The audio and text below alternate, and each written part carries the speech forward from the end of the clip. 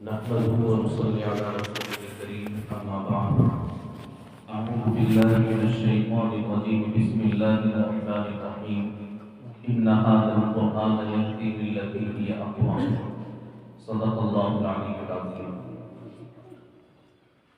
محترم علماء کرام،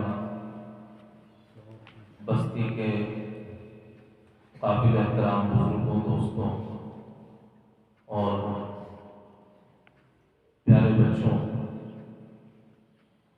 آج کی یہ مجلس انتہائی بابرکت مجلس ہے. اس مجلس میں اللہ تبارک و تعالیٰ کا کلام ان معصوم بچوں نے پورا کیا. اللہ تبارک و تعالیٰ ان بچوں کو بھی، ان کے والدین کو، ان کے اساتذہ کو خوب مبارک فرمائے اور ان بچوں کو بھی اور ہم سب کو اس پر عمل کرنے کی توفیق نصیب فرمائے. قرآن پاک کے ایک ایک حکم پر ہم سب کو عمل کرنے کی اللہ توفیق نصیب فرمائے. پروگرام بھی بچوں کا سنا گیا، بہت لاجواب پروگرام بچوں نے پیش کیا. ان کی نعتیں، تقریریں، اور ایک چیز جو خاص طور سے یہاں دیکھنے میں آئی کہ پروگرام تو بچوں کے بہت ساری جگہوں پر ہوتے ہیں، تقریریں بھی بچے اچھی کر لیتے ہیں، نعتیں بھی اچھی پڑھتے ہیں، لیکن قرآن پاک کی تصحیح جیسے اس کو پڑھنے کا حق ہے، جیسے پڑھنا چاہیے، اس میں کمی رہتی ہے. الحمدللہ یہاں اس سب کے ساتھ ساتھ جن بچوں کا بھی قرآن پاک سنا گیا، وہ تو ایک بچے سے ہی اندازہ ہو جاتا ہے کہ استاد کی محنت کس رخ پر جا رہی ہے. اور یہاں ابھی 5-7 بچوں کا قرآن پاک، ایک بچی کا قرآن پاک سنا گیا، تو دل سے دونوں مدرسین کے لیے دعا ہے. اللہ تعالیٰ ان کی صلاحیتوں میں اور اضافہ فرمائے، شان قبولیت عطا فرمائے، پہلے سے زیادہ ہمت اور استقامت کے ساتھ لگ کر کے اور اچھی محنت کرنے کی توفیق نصیب فرمائے. یہ قرآن پاک کی مجلس ہے. قرآن پاک ہم سب کی ضرورت ہے. ہماری زندگیوں میں دین آئے، قرآن پاک آئے، سنت سے محبت آئے، شریعت سے محبت آئے، ہر وقت ہمیں اس کی فکر کرتے رہنی چاہیے. یہ مکتبوں کا قائم ہونا اور یہ مدارس کا نظام، دعوت و تبلیغ کا یہ سلسلہ، یہ ساری محنتیں اسی لیے ہیں. اور خانقاہوں میں جو اللہ والے ضربے لگاتے ہیں، یہ ساری فکریں اور ساری محنتیں اسی لیے ہیں کہ ہم سب دیندار بن جائیں. اور دین میں عزت بھی ہے، دین میں کامیابی بھی ہے، دین میں سکون بھی ہے، دین میں راحت بھی ہے. حضرت عمر رضی اللہ تعالیٰ عنہ کا مشہور مقولہ ہے، کنا اذل الناس اعزنا اللہ بالاسلام. ہم ذلیل اور بے عزت لوگ تھے، ہمارا کام اس کے سوا کچھ نہیں تھا کہ ہم جانور چراتے تھے، شراب پیا کرتے تھے، بچیوں کو زندہ زمین میں گاڑ دیا کرتے تھے، ماں باپ کا ادب و احترام ہمیں معلوم نہیں تھا، بچوں سے کیسے پیار کیا جاتا ہے، بچوں سے کیسے محبت کی جاتی ہے، یہ چیزیں ہمیں معلوم نہیں تھی. اچھے برے کا فرق ہمیں معلوم نہیں تھا. کنا اذل الناس، ہم لوگوں میں ذلیل اور بے عزت تھے. اعزنا اللہ بالاسلام، اللہ نے ہمیں عزت دی ہے اسلام کے ذریعے سے. ان نطلب العز بغیر ما اعزنا اللہ اذلنا اللہ. اگر ہم کسی ایسی چیز میں عزت اور غلبہ تلاش کریں گے کہ جس کے ذریعے سے اللہ نے ہمیں عزت نہیں دی ہے، تو پھر دوبارہ ہم ذلیل کر دیے جائیں گے. پچھلی زندگی کو یاد کیا کرتے تھے اور پچھلی زندگی کو یاد کر کے یہ کہا کرتے تھے ہماری زندگی کہاں تھی، ہم کس رخ پر جا رہے تھے، کتنی برائیاں ہمارے اندر تھیں۔ لیکن اسلام آیا تو اسلام نے ہمیں بھلائی سکھائی، ہمیں خیر سکھائی، اور وہ تمام برائیاں دھیرے دھیرے کر کے ہماری زندگیوں سے نکلتی رہی۔ تو اسلام اور قرآن یہ ہماری ضرورت ہے۔ اسلام کو نہ ہماری ضرورت ہے اور نہ قرآن کو ہماری ضرورت ہے، لیکن قرآن ہمیں قرآن پاک کی ضرورت ہے اور ہمیشہ رہے گی۔ اور وہ کام کون سا ہے دنیا کا جو ہماری ضرورت کا ہو اور قرآن سے پورا نہ ہوتا ہو؟ قرآن پاک کے ایک ایک حرف میں اللہ تعالیٰ نے برکت بھی رکھی ہے اور عزت بھی رکھی ہے، شفا بھی رکھی ہے اور کامیابی بھی رکھی ہے۔ جو یہ چاہتے ہو کہ زندگی میں راحت مل جائے، سکون مل جائے، کاروبار میں برکتیں آ جائیں، اللہ تبارک و تعالیٰ کی محبت حاصل ہونے لگ جائے، تو قرآن پاک کو اپنی زندگی میں شامل کرنا پڑے گا۔ اور قرآن پاک پڑھنے کی اور اس کے سیکھنے کی کوئی عمر نہیں ہوتی۔ یہ بچوں نے قرآن پاک ابھی پڑھا ہے، لیکن جب مسجد نبوی کا نمونہ دیکھیں گے کہ نبی صلی اللہ علیہ وسلم مسجد نبوی میں تشریف فرما ہوتے تھے، مسلمان ہو کر کے لوگ آپ کے سامنے آتے، کوئی 40 سال کا آپ کے سامنے آ کر کے بیٹھ رہا ہے، کوئی 50 سال کا مسلمان آپ کے سامنے آ کر کے بیٹھ رہا ہے، کوئی 70 سال کا مسلمان آپ کے سامنے آ کر کے بیٹھ رہا ہے، اسلام قبول کر رہے ہیں۔ اور کوئی 40 سال کی عمر ہے، کسی کی 70 سال کی عمر ہے، کسی کی 80 سال کی عمر ہے، اور اس عمر میں آ کر کے نبی صلی اللہ علیہ وسلم کے پاس قرآن پاک پڑھا کرتے ہیں۔ حضرات صحابہ رضوان اللہ تعالی علیہ اجمعین وہ خود کہتے ہیں تعلمنا الایمان ثم تعلمنا القرآن، کہ حضور کی مجلس میں ہم آتے تو پہلے ہم ایمان سیکھتے تھے، اور ایمان سیکھنے کے ساتھ ساتھ پھر ہم قرآن پاک سیکھا کرتے تھے۔ تو قرآن پاک کو کس عمر میں سیکھتے تھے؟ جس عمر میں جس نے اسلام قبول کیا اسی عمر میں وہ قرآن پاک پڑھنے بیٹھے۔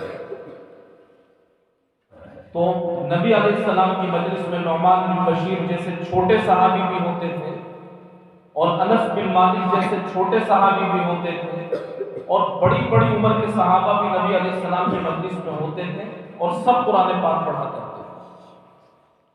تو قرآن پاک جیسے یہ چھوٹے بچے پڑھ رہے ہیں، ہمارے بڑوں میں سے جن کا قرآن پاک نہ پڑھا ہو ان کو بھی قرآن پاک پڑھنے کی فکر کرنی چاہیے۔ اللہ کا نام ہم لے رہے ہیں اور اللہ کی کتاب سے ہم کورے ہیں، اس کا ایک حرف اگر اسی پر ہمیں یقین آ جائے تو وہی ہماری نجات کے لیے کافی ہے۔ قرآن کی کیا برکتیں ہیں، سب چاہتے ہیں کہ کسی طرح کی کوئی تکلیف نہ ہو، کوئی پریشانی نہ ہو۔ اللہ تبارک و تعالیٰ نے قرآن پاک میں سورہ یاسین شامل فرمائی ہے، سورہ یاسین کو بھی قرآن کا حصہ بنا کر کے نازل کیا۔ اگر کوئی صبح کے وقت میں سورہ یاسین شریف کی تلاوت کر لے، اللہ تبارک و تعالیٰ اس کو 10 قرآن پاک مکمل پڑھنے کا ثواب عطا فرماتا ہے۔ سورہ یاسین شریف صبح کے وقت میں پڑھ لے تو ثواب 10 قرآن پاک پڑھنے کا ہے، اور صبح سے شام تک اس کی حفاظت ہوتی رہتی ہے۔ شام کے وقت اگر کوئی سورہ یاسین شریف پڑھ لیتا ہے صبح تک اس کی حفاظت ہوتی رہتی ہے۔ بیماریاں ہیں، سورہ فاتحہ سب کو آتی ہے، 7 مرتبہ سورہ فاتحہ پڑھ کر کے اور اپنے بیمار پر دم کر دیں، بیمار کو شفا مل جاتی ہے۔ کام دھندے اگر نہ چل رہے ہو، کھیتی باڑی میں برکت نہ ہو رہی ہو، مغرب کے بعد میں سورہ واقعہ پڑھنے کا معمول بنائیں، اور روزانہ مغرب کے بعد میں سورہ واقعہ پڑھیں۔ 3 رکوع کی چھوٹی سی سورت ہے، اللہ تبارک و تعالیٰ اس کی برکت سے کام دھندے میں بھی بڑھاوا دیتے ہیں، آمدنی بھی آتی ہے، آمدنی میں برکتیں بھی ہوتی ہیں، اور کھیتی باڑی اس سے لہلانے لگتی ہے۔ سورہ واقعہ کی برکت، کسی کو سحر کا اثر ہوتا ہو، نظر بد کا اثر ہوتا ہو، نظر لگ جاتی ہو، قل اعوذ برب الفلق، قل اعوذ برب الناس، سورہ فلق اور سورہ ناس 7 مرتبہ پڑھ کر کے خود پر دم کر لے یا جس کو ہو رہا ہے اس کو دم کر لے، اللہ تعالیٰ اس کی برکت، اس قرآن پاک کی برکت سے اس بیماری سے بھی نجات عطا فرمائے۔ کینسر جیسی بیماری ہے جس کو ڈاکٹروں نے لا علاج کہہ دیا، اس کا علاج قرآن پاک میں موجود ہے۔ ہر ایسی بیماری جس کو لا علاج کہا جاتا ہو، ہر ایسی پریشانی جس کو لا حل کہا جاتا ہو کہ یہ پریشانی حل ہونے والی نہیں، یہ بیماری ختم ہونے والی نہیں، ان تمام بیماریوں کا اور مصیبتوں کا علاج اللہ تبارک و تعالیٰ نے قرآن پاک میں رکھا۔ بس ضرورت اس چیز کی ہے کہ ہم قرآن پاک سے جڑیں اور قرآن پاک کو پڑھیں اور قرآن پاک سے محبت کریں۔ اس کا پڑھنا بھی ثواب، اس کو دیکھنا بھی ثواب، اور اس پر عمل کرنا تو ہے ہی کامیابی کی ضمانت۔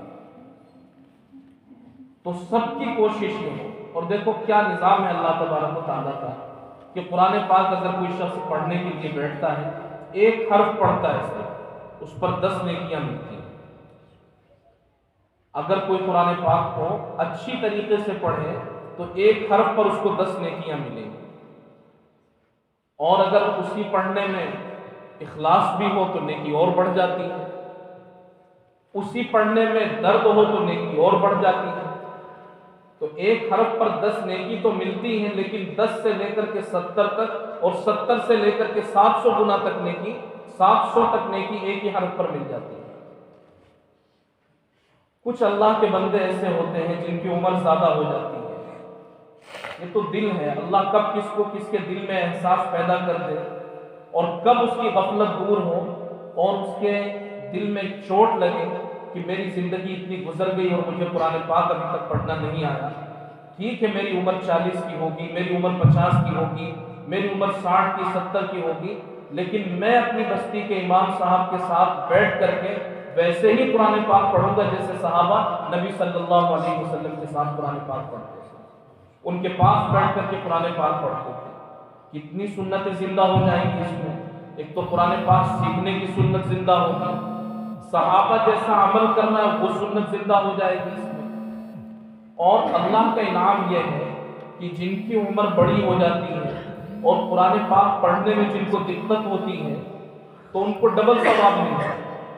قرآن پاک پڑھنے کا بھی ثواب ملتا ہے، اور قرآن پاک پڑھنے میں جو دشواری آ رہی ہے، بچے ہیں ان کی زبان تو صاف ہے، استاد نے پڑھایا بچوں نے پیچھے پڑھ دیا، تھوڑی دشواری آئی 3-4 مرتبہ پڑھایا بچے نے اس کو کور کر دیا، لیکن بڑی عمر کا ہے تو بڑی عمر کا ہو کر کے سمجھ تو رہا ہے، استاد جو پڑھا رہے ہیں سمجھ میں تو آ رہا ہے اس کے، لیکن اس کی زبان اتنی موٹی ہو گئی اور زبان اتنی سخت اور اتنی کڑک ہو گئی کہ وہ آیت قرآن پاک کی زبان پر صحیح طور سے ادا نہیں ہو پا رہی ہے زبان سے۔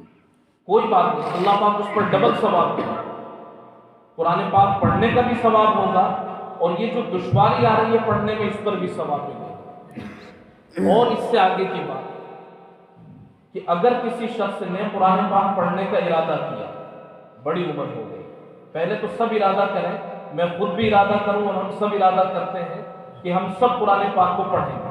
جن کو پڑھنا آتا ہے وہ اور اچھا پڑھنے کی کوشش کریں، اور جن کو نہیں آتا ہے وہ قرآن پاک سیکھ کر کے پڑھنے کی کوشش کریں۔ اللہ کا نظام یہ ہے کہ جنہوں نے قرآن پاک سیکھنے کا اور پڑھنے کا ارادہ کر لیا اور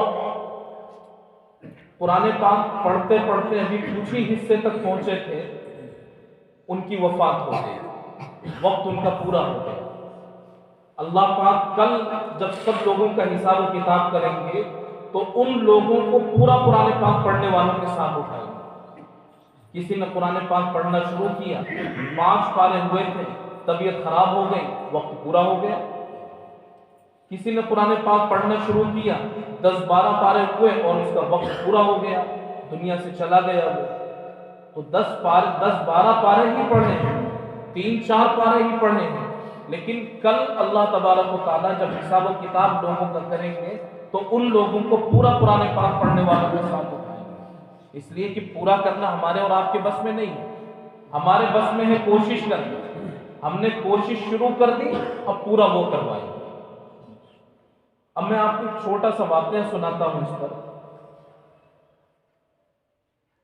ہمارے والد صاحب بھی الحمدللہ حافظ قرآن ہیں، تو ایک صاحب ایک مرتبہ جو والد صاحب کے ملنے جلنے والے اور بے تکلف دوستوں میں ہوں، ایک مرتبہ مسجد میں آئے، نماز سے والد صاحب بھی فارغ ہوئے اور وہ صاحب بھی فارغ ہوئے۔ انہوں نے ہمارے اندور سے کافی فاصلے پر کھنڈوا ایک جگہ ہے، وہاں ان کے کھیت اور باغات تھے، تو انہوں نے یہ دعوت پیش کی کہ آپ ہمارے کھیت پر اور ہمارے باغ پر آ جائیں، فلاں تاریخ کو ایک دعوت رکھی گئی ہے اور اس میں آپ شرکت کریں۔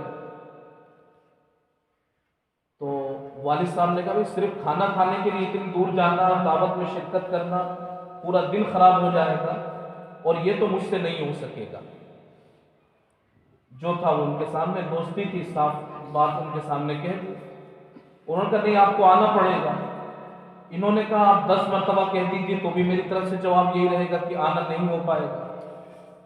تو اس شخص نے پھر یہ کہا کہ حافظ صاحب آپ کو آنا ہے تو آئیے اور نہیں آنا ہے تو مت آئیے، لیکن وہ جو میں دعوت کرنا چاہ رہا ہوں صرف 2 بات لوگوں سے کہوں گا، اور میں نے اس میں ہزاروں لوگوں کو بلایا اور سب بڑے بڑے آفیسر کو بلایا جو ٹاپ مسلمان ہیں مدھیہ پردیش میں نے ایسے لوگوں کو بلایا، وہ خود بھی بڑا آدمی ہے، میں نے ایسے لوگوں کو بلایا اور دعوت کے ساتھ ساتھ صرف میں 2 بات ان سے کہنا چاہوں گا، 2 منٹ کی بات ان سے کہوں گا، بس اس کے لیے میں لاکھوں کا خرچہ کر رہا ہوں۔ تو پھر اس نے بتلایا کہ میں نے قرآن پاک پڑھا ہے اور قرآن پاک جو میں نے پڑھنے صرف یہ کہوں گا لوگوں سے کہ لوگوں 60 سال تک میں قرآن پاک سے دور رہا، دنیا کی بڑے سے بڑی ڈگری میں نے حاصل کی اور سرکاری ملازم تھا میں۔ 60 سال جب میرے پورے ہو گئے تو 60 سال پورے ہونے کے بعد آفس سے میرے پاس نوٹس آیا کہ آپ کی 60 سال کی مدت پوری ہو چکی ہے، عمر ہو چکی ہے آپ کی، اور آپ کو ریٹائر کیا جا رہا ہے۔ 60 سال میں سرکاری ملازم ریٹائر ہو جاتے ہیں، تو 60 سال جب میرے پورے ہوئے تو وہ ریٹائرمنٹ کا نوٹس میرے پاس میں آیا۔ دنیا والوں نے مجھے ناکام سمجھا کہ اب تم کام کے نہیں ہو، 60 سال کے ہو گے تم کیا کر پاؤ گے، نوٹس دے دیا مجھے۔ وہ نوٹس میں نے اپنے گھر میں رکھا۔ کچھ دنوں کے بعد میں میری اہلیہ مجھے کہنے لگی کہ سب کچھ آپ نے کیا لیکن اللہ کا کلام تو آپ نے پڑھا نہیں، اللہ کا کلام بھی پڑھ لیجیے۔ تو میں نے کہا کہ اب میری یہ عمر ہے، میں قرآن پاک سیکھوں گا تو میں کیسے سیکھ سکوں گا قرآن پاک؟ میری اہلیہ نے، میری بیوی نے مجھے تسلی دی، میرا حوصلہ بڑھایا اور یہ کہا کہ آپ قرآن پاک پڑھ لیں۔ تو میں نے قرآن پاک پڑھنا شروع کیا اور میں نے کسی اور سے نہیں، میں نے اپنی بیوی سے قرآن پاک پڑھا ہے اور مجھے اس قرآن پاک کو پڑھنے میں 10 سال لگ گئے ہیں۔ اب 70-71 سال کی میری عمر ہے، الحمدللہ میرا قرآن پاک پورا ہو گیا ہے اور اسی کی خوشی میں یہ دعوت کر رہا ہوں اور لوگوں سے یہی کہوں گا کہ یہ لوگوں اللہ کا کلام اگر پڑھنا چاہو تو اللہ کا کلام بہت آسان ہے۔ جب دنیا والوں نے مجھے ناکام سمجھا اور ریٹائرمنٹ کا نوٹس مجھے دے دیا، اللہ نے اس کے بعد اپنا کلام مجھے دیا۔ تو صرف یہ کہنے کے لیے اور لوگوں کو توجہ دلانے کے لیے میں وہ یہ دعوت کر رہا ہوں۔ تو یہی بات میں آپ سے عرض کر رہا ہوں کہ اگر اس اللہ کے بندے کو یہ احساس ہوا اور اس نے قرآن پاک پڑھ لیا ہے تو ہم میں سے جن کی زندگی کوری ہے وہ قرآن پاک کو ضرور پڑھیں۔